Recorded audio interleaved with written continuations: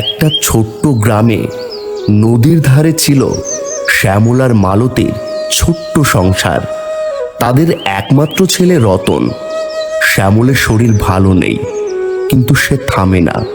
সংসারের জন্য সে দিনরাত খাটে। কিন্তু গ্রামের মোড়ল নারায়ণ আর তার বউ লক্ষ্মীর চোখে পড়েছে তাদের ছোট্ট সম্পত্তি। এই গল্পে আছে লোভ, ভালোবাসা আর অনেক টুইস্ট। চলুন শুরু করা যাক। গল্পের ইন্ট্রো দেখে তো তোমরা বুঝতেই পারছো গল্পের মধ্যে অনেক টুইস্ট এবং সাসপেন্স রয়েছে। তো গল্পটা অবশ্যই পুরোটা তো দেখবে তোমরা, এবং তার আগে পরবর্তী সিনে যাওয়ার আগে, গল্প শুরু হওয়ার আগে তোমরা অবশ্যই একটা করে লাইক করে যেও। তোমাদের লাইক দেখে আমরা বুঝতে পারবো গল্পটা আপনাদের কতটা ভালো লেগেছে, এবং আপনাদের জন্য এরকম গল্প আরও নিয়ে আসতে থাকবো। শ্যামল, তুমি সারা রাত ঘুমাওনি, এখন সকাল সকাল আবার কোথায় যাচ্ছ? গরুটার জন্য ঘাস শেষ হয়ে গেছে। নদীর ওপার থেকে কিছু ঘাস কেটে আনি। তুই চিন্তা করিস না মালতী। এই রোদে ঘাস কাটতে যাবে? তুমি তো অসুস্থ, আগে নিজের চিকিৎসা করাও। আরে এটুকু কাশি, এতে কিছু হবে না, আমি চললাম। শ্যামল চলে গেল, কিন্তু মালতী জানে তার পকেটে একটাও পয়সা নেই। সে ঠিক করে মোড়ল নারায়ণের বাড়িতে কাজ করতে যাবে, যদিও শ্যামল তাকে বারণ করেছে। রতন, তুই স্কুল থেকে ফিরেছিস? আমি একটু মোড়লের বাড়ি যাই, তুই ঘরে থাক।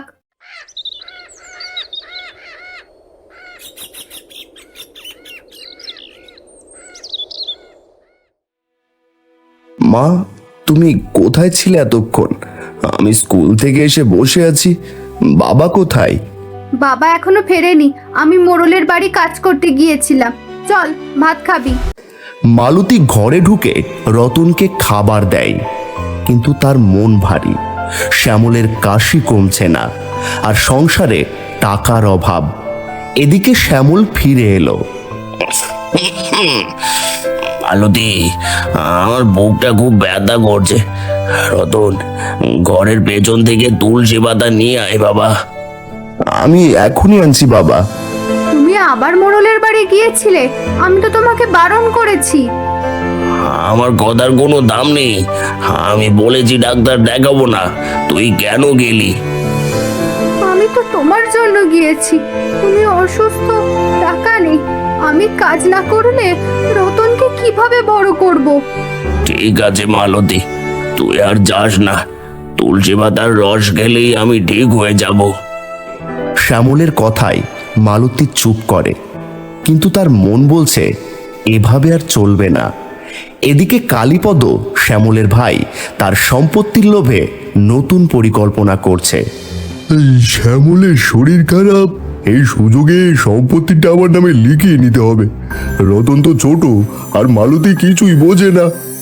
ঠিক বলেছ, আমরা ওদের বোঝাবো, আমরাই ওদের দেখবো। তুমি শ্যামলের কাছে যাও। কালীপদ শ্যামলের কাছে যায়।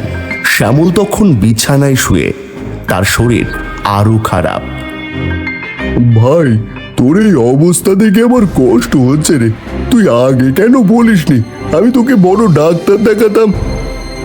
কালীপদ, তুই মালতী আর রতনকে দেখিস, আমি বেশি দিন বাঁচবো না। তুই চিন্তা করিস না, তবে সম্পত্তিটা আমার নামে লিখে দে। আমি রতন বড় হলে ওকে ফিরিয়ে দেব। আমি সব মালতীর নামে লিখে দিয়েছি, কেউ ওদের কিছু করতে পারবে না। কালীপদ রেগে চলে যায়। শ্যামলের অবস্থা আরো খারাপ হয়। মালতী আর রতন তার পাশে বসে কাঁদছে। শ্যামল, তুমি আমাদের ছেড়ে যেতে পারো না। মালতী, এই বাড়ি ছেড়ে কোথাও যাবি না। রতনকে দেখিস, আর কোনো কাগজে সই করবি না।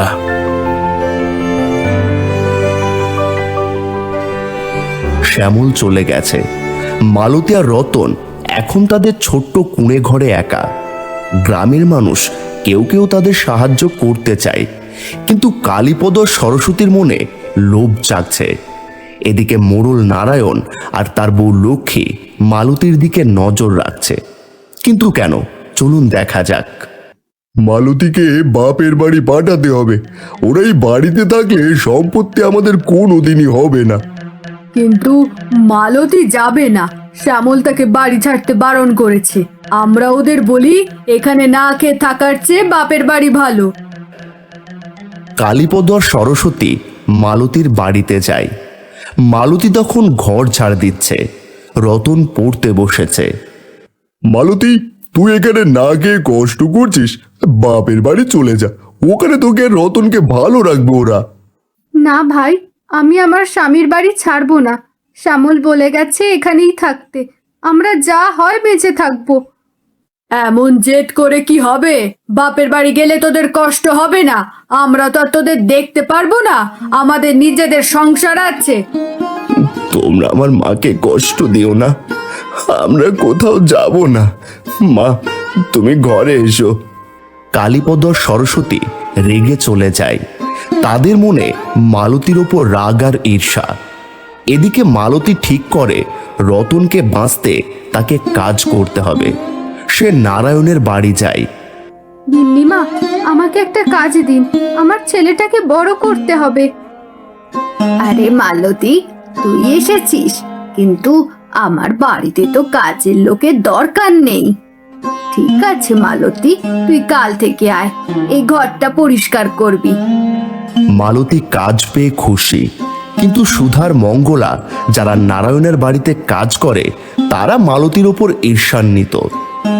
দেখেছিস গিন্নিমা মালতীর সঙ্গে কত ভালো ব্যবহার করে? আমাদের তো এত কাজ করতে হয়, আর ওকে শুধু ঘর মুছতে বলে। হ্যাঁ, আর ওকে ভালো খাবারও দেয়। আমরা চাইলে কিচ্ছু পাই না, এটা কেমন কথা? চল আমরা একটা বুদ্ধি করি, মালতীকে চুরির দোষ দিয়ে তাড়িয়ে দেব। সুধার মঙ্গলা পরিকল্পনা করে। এদিকে লক্ষ্মী মালতীকে কাছে রাখে, কিন্তু তার মনে অন্য পরিকল্পনা। মালতী, তুই আমার সঙ্গে একটু বাড়ি যাবি? অনেকদিন হলো বাইরে যাইনি, তোর বাড়িটা দেখি। আমার বাড়ি? আপনার মতো মানুষ আমার বাড়ি গেলে আমি তো ধন্য হব। চলুন। লক্ষ্মী মালতীর বাড়ি যায়। সেখানে দেখে ঘরের অবস্থা খুব খারাপ। বৃষ্টিতে পানি পড়ে শীতের ঠান্ডা বাতাস ঢোকে। মালতী, এই ঘরে তুই আর রতন কিভাবে থাকিস? আমি তোদের জন্য কিছু করব। গিন্নিমা, আমাদের খুব কষ্ট হয়।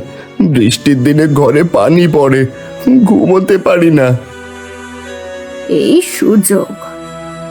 ঠিক আছে, আমি যাই, তোদের জন্য কিছু করব। লক্ষ্মী চলে যায়, কিন্তু তার মনে একটা বড় পরিকল্পনা। সে নারায়ণের সঙ্গে কথা বলে। মালতীর ঘরের অবস্থা খুব খারাপ, আমরা ওকে একটা নতুন ঘর করে দিই, তাহলে ও আমাদের উপর ভরসা করবে। হ্যাঁ, তুই ঠিকই বলেছিস। ওকে নতুন ঘর দিলে আমাদের কাজ আরো সহজ হবে। কিন্তু নারায়ণ আর লক্ষ্মীর এই দয়ের পেছনে কি লুকিয়ে আছে? এটা কি শুধুই মায়া, নাকি বড় কোনো ষড়যন্ত্র?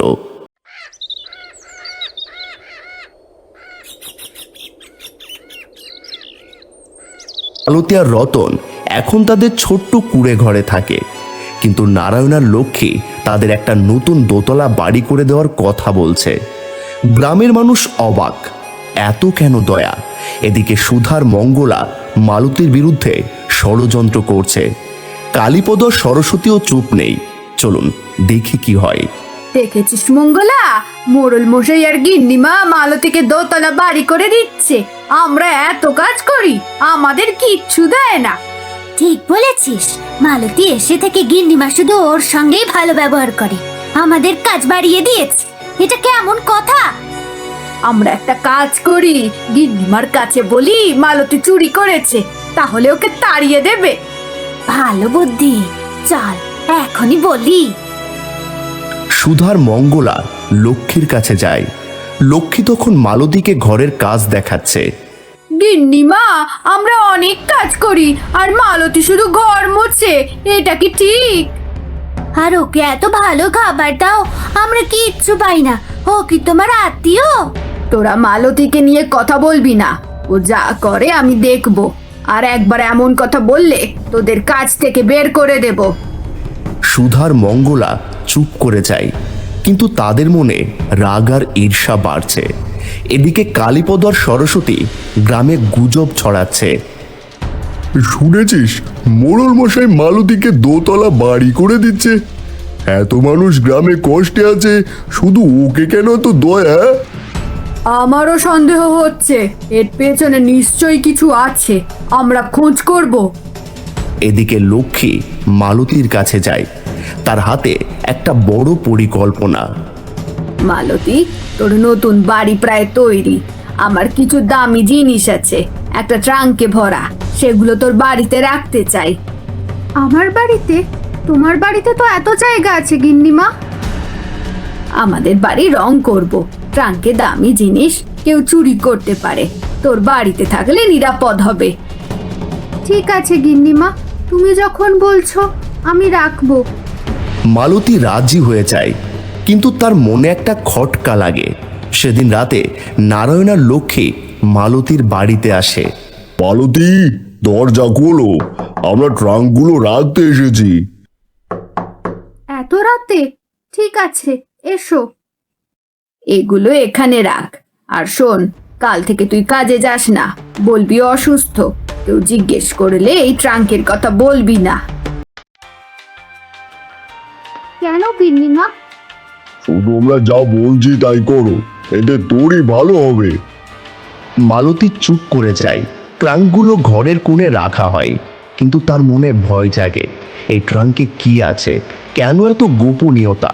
এদিকে আপনারা যদি গল্পের এই স্থান অবধি চলে এসে থাকেন এবং এই স্থান অবধি আপনাদের গল্পটা কেমন লাগলো কমেন্টে অবশ্যই জানাবেন, এবং আপনাদের একটা রিভিউ কিন্তু আমাদের বুঝতে সুবিধা হবে আপনারা কোন ধরনের গল্প আপনারা চাচ্ছেন। তো অবশ্যই কমেন্টে আপনাদের মতামত জানিয়ে যাবেন।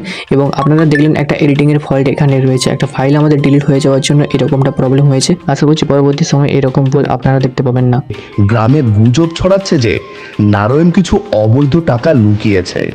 আমি শুনেছি মোড়ল আর গিন্নিমা টাকা লুকিয়েছে, আমরা এটা প্রমাণ করব। টাকা? এটা তো খোঁজ করতে হবে। মালতীর নতুন বাড়ির টাকার মধ্যে নিশ্চয়ই কিছু আছে। কালীপদ ও সরস্বতী মালতীর বাড়ির দিকে নজর রাখে। তারা পুলিশের কাছে খবর দেওয়ার পরিকল্পনা করে, কিন্তু মালতী কি এই ষড়যন্ত্রের জালে ফাঁসবে? মালতীর বাড়িতে নারায়ণ আর লক্ষ্মীর দেওয়া ট্রাঙ্কগুলো রাখা হয়েছে। মালতী জানে না এতে কি আছে, কিন্তু তার মনে ভয়। গ্রামে গুজব ছড়াচ্ছে যে নারায়ণ অবৈধ টাকা লুকিয়েছে। কালীপদ আর সরস্বতী এই সুযোগে মালতীকে ফাঁসাতে চায়। এদিকে সুধার মঙ্গলার ঈর্ষা বাড়ছে। চলুন দেখি কি হয়। মালতীর বাড়িতে কিছু একটা লুকোনো আছে, আমি পুলিশকে খবর দেব। ও ফাঁসলে সম্পত্তি আমার হবে। ঠিক বলেছ, মালতী আর রতনকে বাড়ি থেকে তাড়ালে সব আমাদের। তুই তাড়াতাড়ি পুলিশের কাছে যা। কালীপদ পুলিশের কাছে যায়। সেখানে দুর্গা পুলিশ অফিসার তার কথা শোনে। অফিসার, মালতীর বাড়িতে মোড়লের লুকোনো টাকা আছে। নারায়ণ তাকে দোতলা বাড়ি করে দিয়েছে, এর পেছনে নিশ্চয়ই কিছু আছে। ঠিক আছে, আমরা খোঁজ করব। তুমি আর কিছু জানো? হ্যাঁ, মালতী মোড়লের বাড়িতে কাজ করে, তার খুব কাছের। তুমি ওর বাড়ি গিয়ে চেক করো। দুর্গা পুলিশ নিয়ে প্রথমে নারায়ণের বাড়িতে যায়, কিন্তু সেখানে কিছুই পায় না। মোড়ল মশাই, আমরা খবর পেয়েছি তুমি অবৈধ টাকা লুকিয়েছো। কোথায় সেগুলো? অফিসার, আমি সৎ মানুষ, আমার বাড়িতে কিছু নেই, তুমি খুঁজে দেখো। পুলিশ অনেক খোঁজে, কিন্তু কিচ্ছু পায় না। নারায়ণ আর লক্ষ্মী হাসছে, কারণ টাকাগুলো মালতীর বাড়িতে। এদিকে সুধার মঙ্গলা মালতীর বিরুদ্ধে নতুন পরিকল্পনা করে। মালতীকে তাড়াতে হবে। আমরা গিন্নিমাকে বলি মালতী তাদের দামি জিনিস চুরি করেছে। হ্যাঁ, আর বলবো ও গিন্নিমাকে জাদু করেছে, তাই গিন্নিমা ওর প্রতি এত দয়া দেখায়। সুধার মঙ্গলা লক্ষ্মীর কাছে যায়, কিন্তু লক্ষ্মী তাদের কথা শুনে রেগে যায়। তোরা আবার মালতীকে নিয়ে কথা বলছিস? ও আমার কাছে থাকবে, তোদের কাজ করতে বলেছি তাই কর। দেখলি, মালতী নিশ্চয়ই জাদু জানে, না হলে গিন্নিমা এমন করতো না। হ্যাঁ, ওর স্বামী ওকে এত ভালোবাসতো, মনে হয় জাদুই করেছে। এদিকে মালতী বাড়িতে রতনের সঙ্গে কথা বলছে। তার মনে ভয়, কিন্তু রতনকে সে কিছু বোঝাতে চায় না। বাবা, তুই পড়াশোনায় মন দে, আমি সব ঠিক করে দেব। গিন্নিমা কেন আমাদের বাড়িতে এসেছিল এত রাতে? ওই ট্রাঙ্কে কি আছে? তুই চিন্তা করিস না, ওটা গিন্নিমার জিনিস, আমরা শুধু রাখছি। কিন্তু মালতীর মন বলছে এই ট্রাঙ্কে গোপন কিছু রহস্য আছে। এদিকে পুলিশ দুর্গা কালীপদর কথা মতো মালতীর বাড়ির দিকে যাচ্ছে। গ্রামের সৎ মানুষ গোপাল এইসব দেখে চিন্তায় পড়ে। দুর্গা পুলিশ নিয়ে মালতীর বাড়ি পৌঁছায়। মালতী আর রতন ঘরে বসে, হঠাৎ দরজায় টোকা পড়ে। মালতী, দরজা খোলো, আমরা পুলিশ, তোমার বাড়ি চেক করতে হবে। ও অফিসার, আমি কিছু জানি না, আমার কোনো দোষ নেই। পুলিশ ঘরে ঢুকে ট্রাঙ্ক খোলে, ভেতরে প্রচুর টাকা। মালতী অবাক, সে কিছুই বুঝতে পারছে না। স্যার, এগুলো আমার না, মোড়ল মশাই আর গিন্নিমা এনে রেখেছেন, আমি কিছু জানি না। তুমি এখনই আমাদের সঙ্গে থানায় চলো, আমরা খোঁজ করব। মালতীর বাড়িতে পুলিশ ট্রাঙ্ক ভর্তি টাকা পেয়েছে। মালতী কাঁদছে, কারণ সে জানে না এই টাকা কোথা থেকে এসেছে। দুর্গা তাকে থানায় নিয়ে যেতে চায়। কালীপদ সরস্বতী খুব খুশি, কারণ তারা মনে করে মালতী ফাঁসবে। কিন্তু গোপাল, গ্রামের সৎ মানুষ, এই অন্যায় দেখে চুপ থাকতে পারে না। এদিকে সুধার মঙ্গলার ঈর্ষা তখনও কমেনি। অফিসার, আমি কিছু জানি না, এই টাকা মোড়ল মশাই আর গিন্নিমা এনে রেখেছেন, আমার কোনো দোষ নেই। স্যার, আমার মা সত্যি বলছে, আমরা কিচ্ছু করিনি। মালতী, আমরা সব খোঁজ করব, তুমি এখনই আমাদের সঙ্গে চলো। মালতী আর রতন থানার দিকে যায়। গ্রামের লোকজন ফিসফিস করছে। কালীপদ আর সরস্বতী দূর থেকে দেখে হাসছে। দেখলি, আমার পরিকল্পনা কাজ করেছে। মালতী ফাঁসলো, এখন সব সম্পত্তি আমাদের হবে। হ্যাঁ, ওরা বাড়ি ছাড়বে, আমরা সব নিয়ে নেব। কিন্তু গোপাল এইসব দেখে চুপ থাকতে পারে না। সে গ্রামের কিছু লোকের সঙ্গে কথা বলে। মালতী সরল মানুষ, ও কোনো দোষ করেনি। আমি শুনেছি মোড়ল আর গিন্নিমা টাকা লুকিয়েছে, আমরা এটা প্রমাণ করব। গোপাল নারায়ণের বাড়ির কাছে গিয়ে কিছু খোঁজ খবর নেয়। সে শুনতে পায় নারায়ণ আর লক্ষ্মী রাতে মালতীর বাড়ি গিয়েছিল। এই টাকা নিশ্চয় মোড়লে, আমাকে প্রমাণ জোগাড় করতে হবে। এদিকে সুধার মঙ্গলা লক্ষ্মীর কাছে যায়। তারা মালতীর বিরুদ্ধে আরো অভিযোগ করে। গিন্নিমা, মালতী নিশ্চয়ই চুরি করেছে, তুমি ওকে এত দয়া করো কেন? আমরা এত কাজ করি, তবু কিছু পাই না। হ্যাঁ, মনে হয় মালতী তোমাকে জাদু করেছে, না হলে তুমি এমন করতে না। তোরা চুপ কর, মালতী আমার কথা শোনে, তোদের মতো ফিস ফিস করে না। আর একবার এমন কথা বললে তোদের কাজ থেকে বের করে দেব। সুধার মঙ্গলা রেগে যায়, কিন্তু তাদের কিছুই বলার নেই। এদিকে থানায় মালতী দুর্গার কাছে সব বলে। অফিসার, আমি সত্যি বলছি, মোড়ল মশাই আর গিন্নিমা রাতে আমার বাড়ি এসে ট্রাঙ্ক রেখেছেন, আমি জানি না এতে কি ছিল। আমরা খোঁজ করছি, তুমি ভয় পেও না। তুমি যদি নির্দোষ হও, আমরা তোমাকে ছেড়ে দেবো। এদিকে গোপাল গ্রামের কিছু লোকের সঙ্গে কথা বলে জানতে পারে নারায়ণ গ্রামের উন্নয়নের টাকা আত্মসাৎ করেছে। সেই টাকা সে মালতীর বাড়িতে লুকিয়েছে। গোপাল দুর্গার কাছে যায়। অফিসার, মালতী নির্দোষ। আমি শুনেছি মোড়ল আর তার বউ রাতে মালতীর বাড়ি গিয়েছিল, এই টাকা তাদের। ঠিক আছে গোপাল, তুমি আরো কিছু জানলে বলো, আমরা নারায়ণের বাড়ি আবার খুঁজবো। দুর্গা পুলিশ নিয়ে নারায়ণের বাড়িতে যায়, কিন্তু নারায়ণ আর লক্ষ্মী তখন পালানোর পরিকল্পনা করছে। পুলিশ আমাদের পেছনে লেগেছে, আমাদের এই গ্রাম ছেড়ে পালাতে হবে। টাকাগুলো মালতীর বাড়িতে রেখে ভালো করেছি।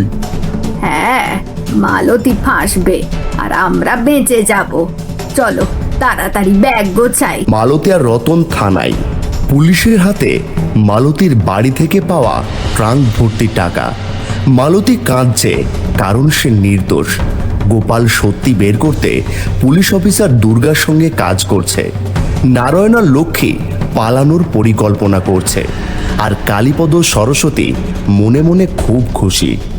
মালতী, তুমি বলেছিলে মোড়ল আর গিন্নিমা এই টাকা তোমার বাড়িতে রেখেছেন, কিন্তু কোনো প্রমাণ নেই। তুমি কি আর কিছু জানো? স্যার, আমি সত্যি বলছি, তারা রাতে এসে ট্রাঙ্ক রেখে বলল কাউকে কিছু না বলতে।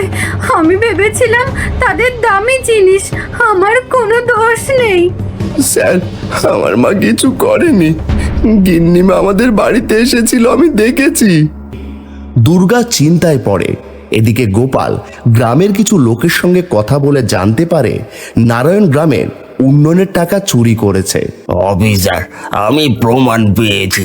গ্রামের লোকেরা বলেছে মোড়ল নারায়ণ উন্নয়নের টাকা নিয়ে পালানোর প্ল্যান করছে। তারা রাতে মালতীর বাড়ি গিয়েছিল। ঠিক আছে গোপাল, তুমি আমার সঙ্গে চলো, আমি মোড়লের বাড়ি যাব। দুর্গার গোপাল পুলিশ নিয়ে নারায়ণের বাড়ি পৌঁছায়। নারায়ণ আর লক্ষ্মী তখন ব্যাগ গুছিয়ে পালানোর তোড়জোড় করছে। নারায়ণ মণ্ডল, দরজা খোলো, আমরা পুলিশ। লক্ষ্মী, এখন কি করবে? পুলিশ এসে গেছে তো। চুপ থাকো, আমরা বলবো আমরা কিছু জানি না। টাকা তো মালতীর বাড়িতে। পুলিশ বাড়িতে ঢোকে। দুর্গা নারায়ণ আর লক্ষ্মীকে জেরা করে। নারায়ণ, আমরা জানি তুমি গ্রামের টাকা চুরি করেছো, সেগুলো মালতীর বাড়িতে রেখেছো। সত্যি বলো, না হলে কিন্তু জেলে যাবে। না না অফিসার, আমি কিছু জানি না। মালতী চোর, আমরা তাকে বাড়ি দিয়েছি আর সে এমন করলো। হ্যাঁ, মালতী আমাদের ধোকা দিয়েছে, আমরা তাকে বিশ্বাস করেছিলাম। কিন্তু এই সময় সুধার মঙ্গলা, যারা লক্ষ্মীর উপর রেগেছিল, তারা সব শুনেছে। স্যার, আমরা সত্যি বলবো, মোড়ল মশাই আর গিন্নিমা মালতীকে ফাঁসিয়েছে। আমরা শুনেছি তারা টাকা লুকাতে মালতীর বাড়িতে রেখেছে। হ্যাঁ, মালতী নির্দোষ। আমরা প্রথমে ওর উপরে ঈর্ষা করতাম, কিন্তু এখন বুঝতে পেরেছি মোড়ল আর গিন্নিমা ওকে ফাঁদে ফেলেছে। দুর্গা নারায়ণ আর লক্ষ্মীকে গ্রেপ্তার করে। মালতী আর রতনকে থানা থেকে ছেড়ে দেওয়া হয়। গ্রামের লোকেরা মালতীর পাশে দাঁড়ায়। মালতী, তুই ভয় পাস না, আমরা সবাই তোর সঙ্গে আছি। তুই আর রতন এই বাড়িতেই থাকবি। গোপালদা, তোমরা না থাকলে আমরা কি করতাম? আমি শ্যামলের কথা রেখেছি, এই বাড়ি ছাড়িনি। মা, আমি বড় হয়ে তোমাকে অনেক ভালো রাখবো। কালীপদ আর সরস্বতী লজ্জায় মাথা নিচু করে।